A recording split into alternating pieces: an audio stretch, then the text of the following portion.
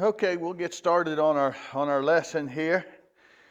Jacob takes the blessing. We studied last Sunday of where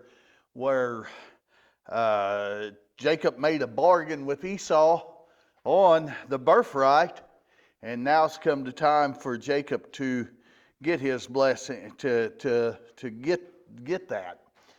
You know, in the New Testament, and the Pharisees was really good at this, they always talked about Abraham, Isaac, and Jacob. They didn't talk about Abraham, Ishmael, and Esau, did they? They talked about Abraham, Isaac, and Jacob. And you know, they referred several times in the New Testament about that, you know. Well, that was that, and why did they do that? Because that's where the covenant was given.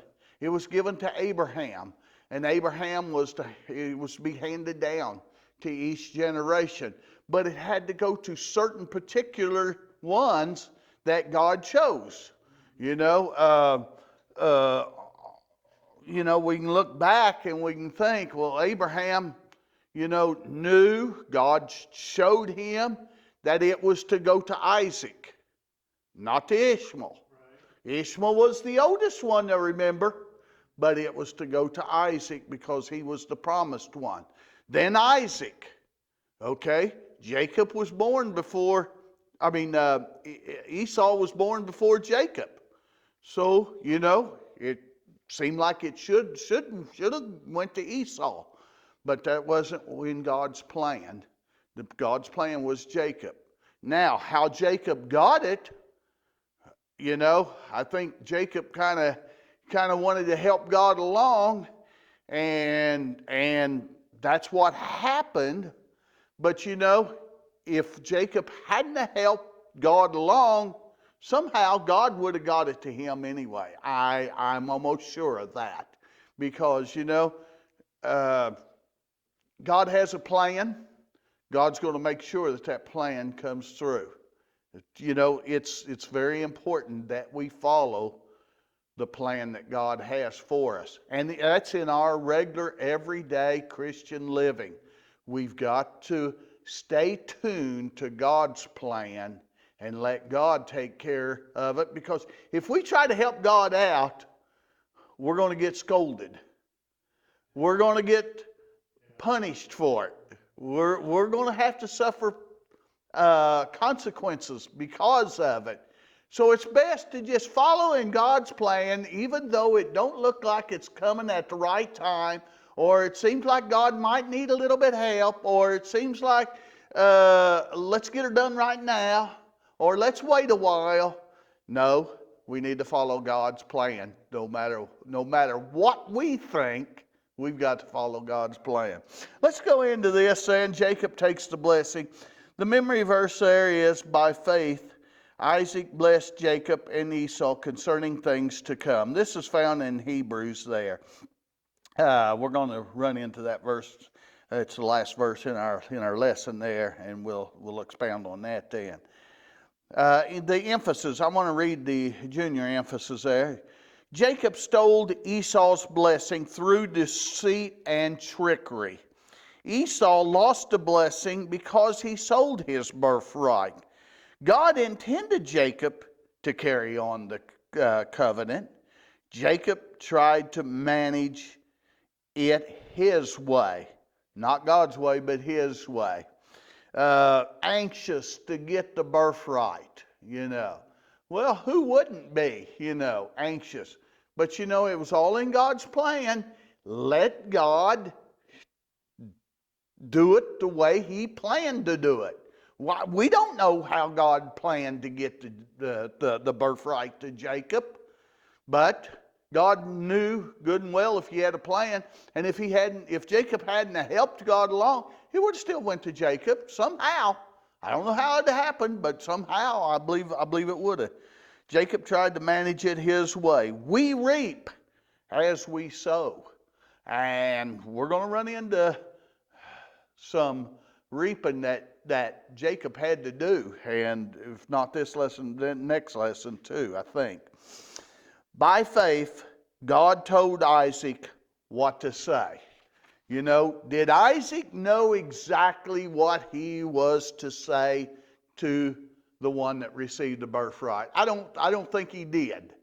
God, I think he went by faith with God and God told him exactly what to say in that, and we'll run into that. Okay, I'm going to be reading out of the adult quarterly here for a little while, so you can follow along with me here. Genesis 27 and 1 and 2. And it came to pass that when Isaac was old and his eyes were dim, so that he could not see, he called Esau, his eldest son, and said unto him, My son. And he said unto him, Behold, here I am, here am I. And Isaac said, Behold now, I am old, I know not the day of my death. All right, he's getting older. He knows that the blessing and the birthright needs to be passed down to his son. And so this is what he's preparing for. Isaac was old and his eyes were dim. That's what the Bible said. He called Esau, I know not the day of my death. All right, Jacob and Esau are now about 77 years old. That's what the quarterly says here. That he was about 77. That made Isaac around 137. Okay, well, that's a ripe old age. 137. You think, well, he's probably not going to be around much longer. He does not know he will live over 4 more decades. He wound up living to be 180 years old. That verse is found in Genesis 35:28. But yeah, he was 137 years old, thought he was about ready to die, and was going to give the blessing to his son then. No doubt his health is failing. His eyesight is nearly gone. We're going to find out that here in a little bit. And he is preparing to die. It is time to pass on the blessing. That's what he is thinking. It's time to pass on the blessing. These boys are 77 years old. He's 137 years old. It's time to pass on. So he calls Esau in and says, it's time, today is the day. Okay, verse 3, it says, Now therefore take, I pray thee, thy weapons, thy quiver, and thy bow, and go out to the field, and take me some venison, and make me savory meat, such as I love, and bring it to me, that I may eat, that my soul may bless thee before I die. My soul may bless thee before I die. He says, take me some venison. Esau was a hunter, and he would cook that, and his father, Isaac, enjoyed that. He enjoyed it. That's what Isaac was wanting. Isaac says, go get me a deer, cook it like you always do, and it's kind of like he's preparing his last meal, you know. That's what he's preparing there. And Esau, hunting and cooking of venison, had endeared his father extremely. That my soul may bless thee, not his lips only. It was to be a heartfelt, God-given blessing, his dying blessing. As father, he was the spiritual leader of the household, or its priest. Esau went. He wanted that blessing. Who wouldn't have wanted that blessing? Who wouldn't have? Jacob wanted it. Jacob bargained Esau for it. Esau wanted it now. You know, he ready to give it up because he was a little bit hungry, you know, and for some porridge. But now he really wanted. Had he forgotten he had sold the birthright and could not have the best blessing? Had he forgot that? Okay, let's go on here and let's see what happens here in verse 6. And Rebekah spake unto Jacob her son, saying, Behold, I heard thy father speak unto Esau thy brother, saying, Bring me venison, and make me savory meat that I may eat, and bless thee before the Lord before my death. Now this is what Rebekah is telling Jacob here. Now she's got a little scheme that she's thinking about here. Go now to the flock and fetch me from thence 2 good kids of the goat, and I will make them savory meat for thy father, such as he loved. And thou shalt bring it to thy father, and that he may eat, and that he may bless thee before his death. Okay, Rebekah speaks unto Jacob. I heard. The plan did not suit her, for she loved Jacob best. And I believe Isaac loved Esau best. So there was a little bit of division there. You know, it's not good to prefer one child over another. You know, one may have a spirit about them that wants to always obey the parent. And you might have one that might be a little bit more rebellious towards you. We still got to love that one as much as we love the other one, you know. But because it kind of gets you in trouble if you don't. You know, and I think it's good that parents can love their children equally like that. I think it's godly that we do that too. But this couple here, one preferred one, the other one preferred the other one. And so she tells him what Isaac had told his brother. To get that meat, cook it like he always likes it, bring it to him, that he may bless thee. A bold scheme. She's telling Jacob to go get two young kids, 2 young goats, and bring them. But that's not deer, Mama. You know, he might have said, well, we can spice it up, make it taste like deer, is what she's kind of saying here. A bold scheme, a wicked deception and theft. Will it work? Will it work? Even though Esau had sold his birthright, Isaac plans to give him the blessing. Will that work? Will that work? Well, I'm going to read another verse here, verse 16 of this same chapter. It's not in your quarterly, but I'm going to read it. And here's what she did. And she put the skins of the kids of the goats upon his hands and upon the smooth of his neck. We have to remember, Isaac knew his boys. He knew his boys. He knew that Jacob was smooth-skinned, and he knew that Esau was a more hairy person. Well, Rebekah knew that too. And here she was trying to conjure up a way that they could deceive poor Isaac because he couldn't see very good. And so this is what she done. Rebekah heard, she told Jacob all that's going on. However, here, Esau was hairy. Jacob was smooth-skinned. Rebekah put Esau's clothes on Jacob. Put the clothes. And you know, when you're out in the woods at hunting, there's a woodsy smell that gets on you.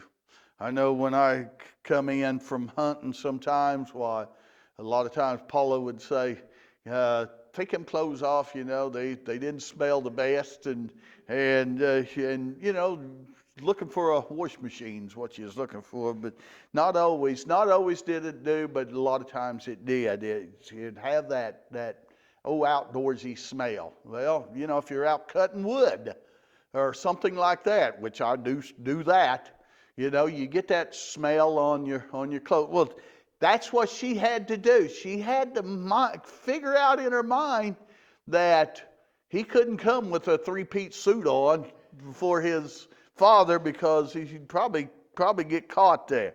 But this is what she done. And then she put the skins of the kids on his arms and on his neck. This was very deceitful. Will this plan work? Yes and no. We may get away with sin for a while, but then the consequences come. That's what happened. We may think we're getting away. If we slip around and do some things, we may think we're getting away. Oh yeah, we may be hiding it from our pastor. We might be hiding it from the congregation. We might be hiding it from our spouse. But you know, there's somebody that does know what's going on, and that's God. He knows what's going on.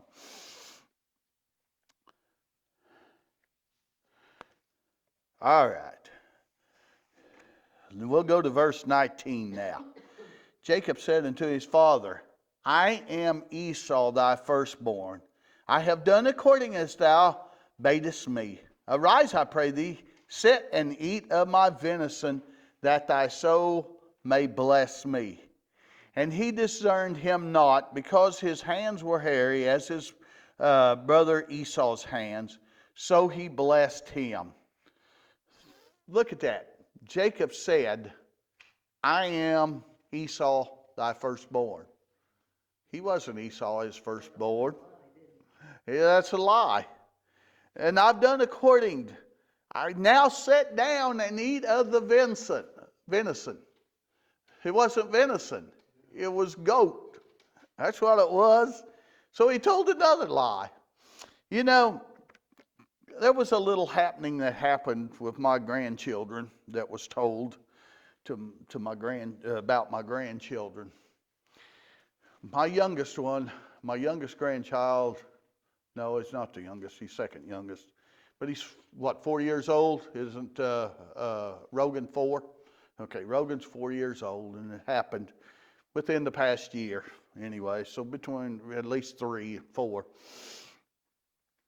He come to his mom and daddy's door, and he was supposed to be in bed sleeping. And Rogan, get back in your bed. He went back for a little while.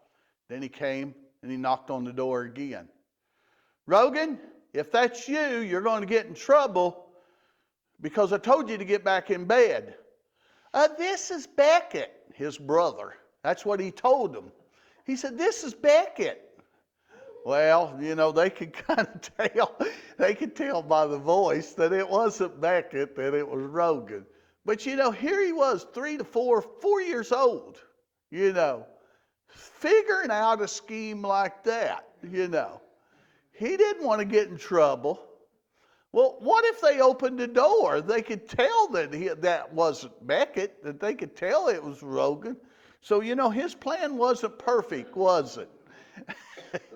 But, you know, we might kind of laugh at that. But, you know, let's apply that to ourselves. You know, how do we do things? Are we wanting to blame things on other people? You know, it's the same thing, isn't it? Isn't it the same thing? You know, hey, this is Beckett. No, it's really Rogan. But he's wanting mom and daddy to think that it's his brother, you know. And, you know, we can learn from stuff like that. You know, hey, we are accountable for what we do. Rogan was accountable for what he did, you know, to a sense. I know he's probably not reached the age of accountability, but, you know, he knows what's going on. And, you know, one of these days, he's going to have to face that, you know. And, you know, we do that now. I'm 66 years old. If I blame somebody else for something, I'm going to either have to face it here or I'm going to have to face it there. And, you know, we have to really be careful. Here Jacob's doing basically the same thing. I'm your oldest son. It's for a reward is what it was for. I'm your oldest son. You're not the oldest son. Jacob, you know good and well you're not the oldest. You've been told time and time again that you were second born, you know. Well, Jacob wanted to get what he wanted to get. And, you know, yeah, he's sowing that seed. Remember, you're going to reap what you sow. Isn't that what the Bible, isn't there a verse in the Bible somewhere that says you're going to reap what you sow? Okay, I thought there was there. But Isaac, he was deceived. He did not discern who it really was, because he touched his hands and it was hairy like Ezekiel. Esau. It was hairy like Esau's hands. He probably felt his neck. He probably smelled. Was his sense of smell working? Probably was, or otherwise they wouldn't have done that, you know. So, yeah, sure does smell like Esau. Okay. Jacob's theft. Jacob says, I am Esau. Arise, eat that thou soul may bless me. Isaac thought it was Jacob's voice. He felt him. His hands were hairy, so he blessed him. Isaac gave Jacob the best. Isaac gave Jacob the best, thinking it was Esau, but he gave him the best. What was the best? Isaac said, number one, let God give thee the fatness of the earth. In other words, the good food, the drink, and all. He blessed him with that. Number two, let people serve thee. Okay, that was part of the blessing. Now Isaac is saying this, but God is the one that's relaying the message to Isaac. Isaac had no idea what was in the future for either one of the boys, but he was saying what God told him to. Number three, nations bow down to thee. Number four, be Lord over thy brethren. Did you hear that? Number five, let thy mother's son bow down to thee. Okay, he's thinking Jacob bowing down to Esau, but he's blessing Jacob, so it'll be Esau bowing down to Jacob. See, that's what it was. God had that all lined out. And being's the wrong boy, according to what Isaac thought, you know, of course he didn't know it at the time, was the wrong boy was getting the blessing. He was thinking it was Esau and giving him that but God was behind all of it is what was happening. Number five was let thy mother's son bow down to thee. Number six, cursed be he that curseth thee, and blessed be he that blesseth thee.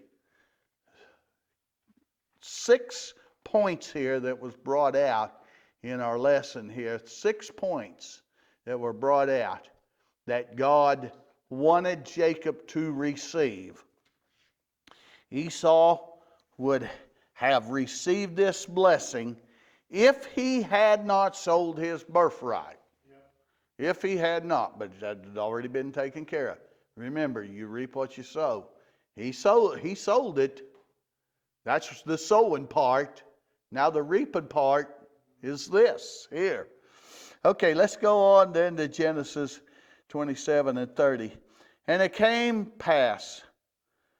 pass, as soon as Isaac had made an end of blessing Jacob, and Jacob was yet scarce gone out from the presence of Isaac his father, that Esau his brother came in from his hunting.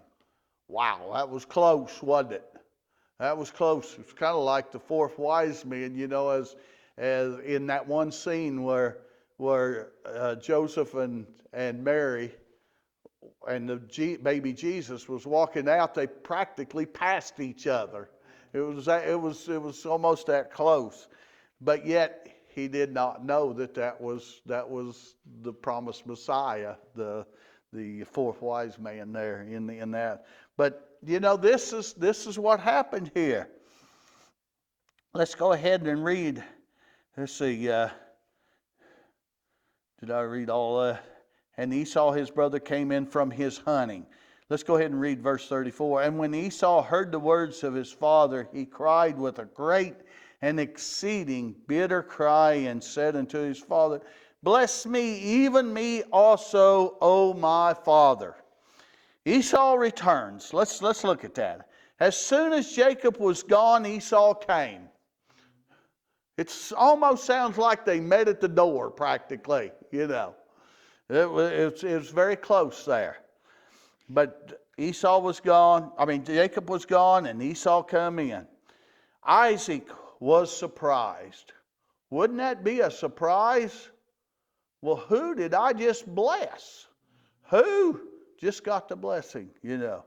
He told Esau what had happened. Well, I already blessed this person here. Well, Esau knew who it was. He knew it was Jacob then. When Esau heard, he cried with a great and exceeding bitter cry. He says, Bless me, even me also, O my father. Now he was reaping what he sowed by selling his birthright. Isaac blessed him, but it could not be the best blessing. He said, Thou shalt serve thy brother. When thou shalt be strong, thou shalt break his yoke from off his neck. And that is found in verse 40, if you want to look it up there, talking about that. Esau was angry.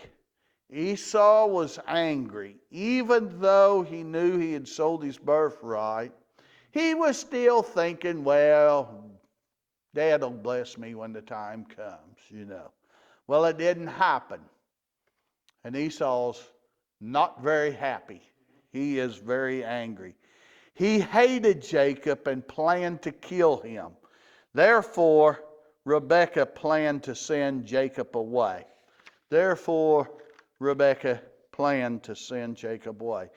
Jacob was God's choice to carry on the covenant, which had come from Abraham and Isaac and was to go on forever.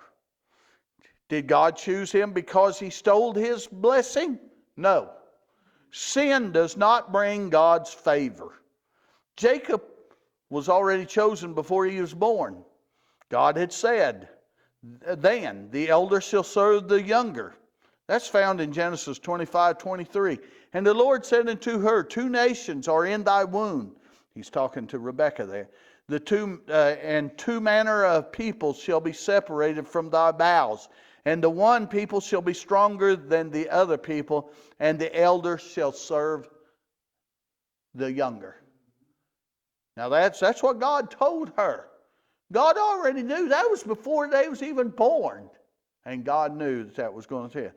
Thus it seemed to have been with his will that Jacob have the place given him in this blessing. If so, he no doubt would have, in his own way, prevented Esau from receiving it. It was not dependent upon anyone's sin to place the blessing where he wanted it, where God wanted it. This happening fit into God's plan in spite of man's faults, not because of them. That's very important. Had Rebekah and Jacob done right, God still would have carried out his plan. Nevertheless, he turned their wrong to suit his purpose, as he always will do. As he always will do. Why did God not reject Jacob because of his sin? If God rejects sinners, no one would be accepted of him. That's including me. For all have sinned. We know that verse in Romans 3:23. It says, For all have sinned and come short of the glory of God. The mysterious glory of the gospel is that Jesus Christ receives sinners. Thank God. Who could he have received if he didn't receive sinners? I think we'd all be in a bad shape. We all would be in bad shape. However, in receiving sinners, what does he do to them? He cleanses them. There was yet a cleansing waiting for Jacob. He's not home free yet. And the quarterly says we'll be studying that next week then. Isaac's blessing was a true blessing. God gave it to him.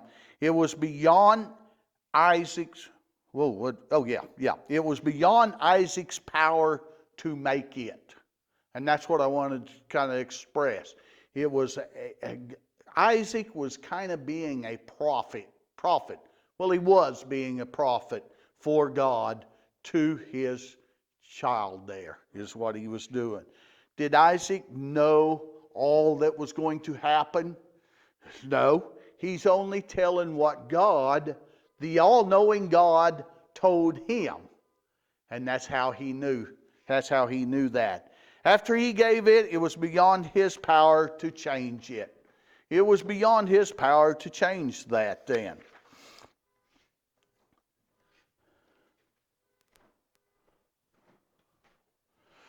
Okay, we'll go to the memory verse there.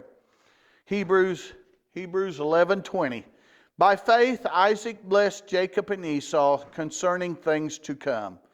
By faith Isaac blessed. It was by faith that Isaac knew what to say. It was by faith Isaac knew what to say. Because God gave it to him. It wasn't something he conjured up in his mind and thinking, well, I think this is what's going to happen, so I'm going to give a blessing. No, it was God giving Isaac the words of what to tell his son that was to receive the covenant, which was Jacob. God told him. God intended Jacob to carry on the covenant. He was to be the father to the nation. God would have made it so in his way. Nevertheless, Jacob sinned by lying and stealing.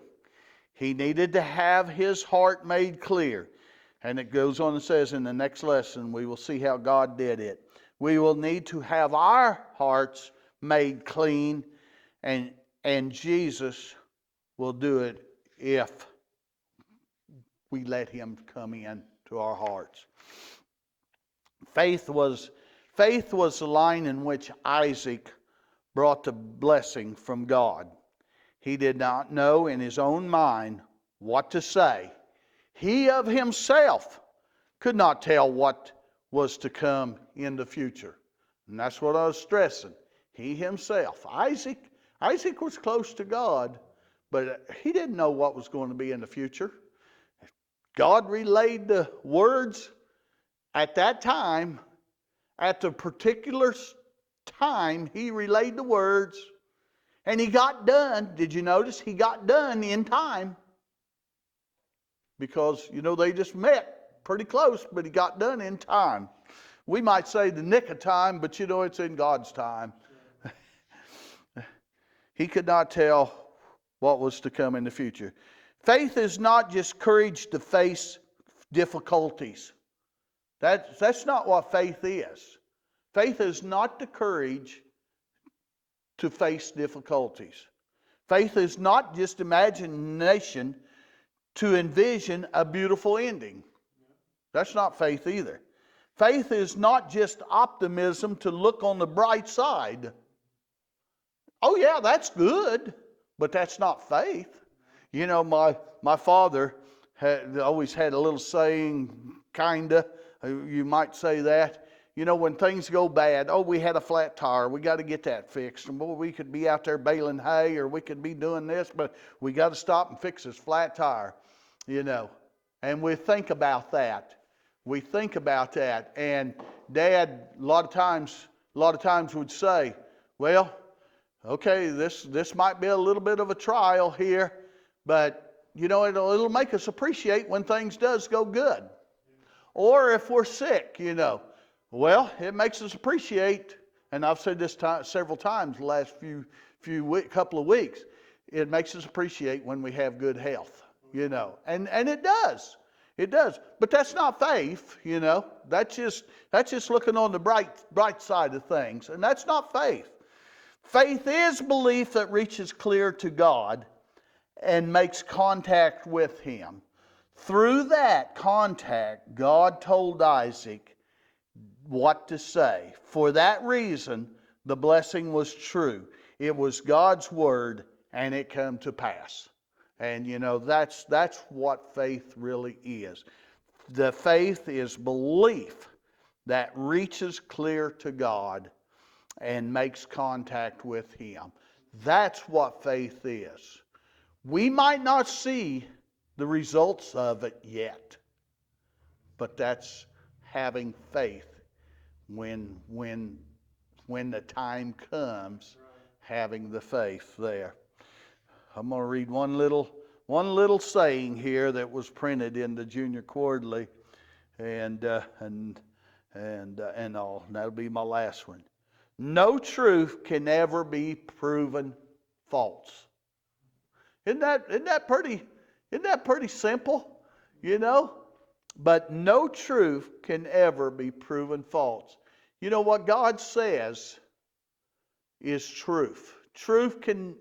God can never tell us something false.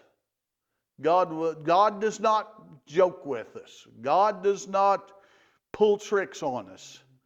What God says is truth, and truth can never be proven false. And so I'm going to leave that with you. And our next lesson will be Jacob at Bethel. Amen.